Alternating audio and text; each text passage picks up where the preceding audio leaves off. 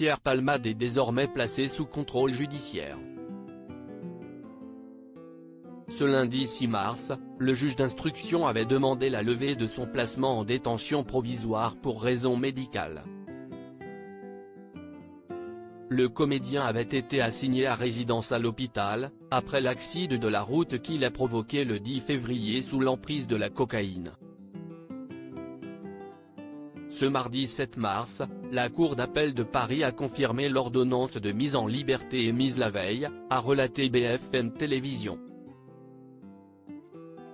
Victime d'un AVC, le samedi 25 février, Pierre Palmade doit désormais respecter quelques obligations autour de son contrôle judiciaire sans bracelet électronique.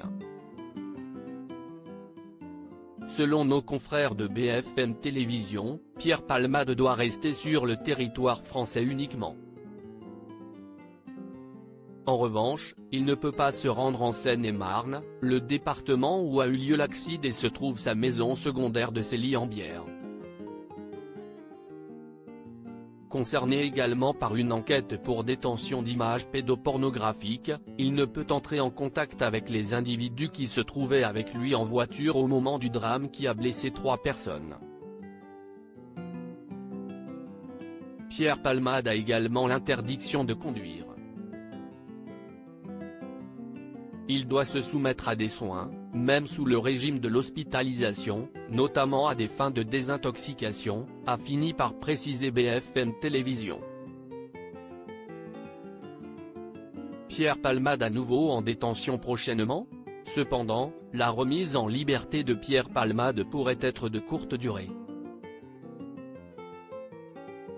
En effet, la chambre de l'instruction de la Cour d'appel de Paris doit statuer ce vendredi 10 mars sur l'appel du parquet de Melun qui demande à nouveau son placement en détention. Pour rappel, l'ex-mari de Véronique Sanson a été mis en examen pour homicide et blessure involontaire par conducteur ayant fait usage de produits stupéfiants en état de récidive légale.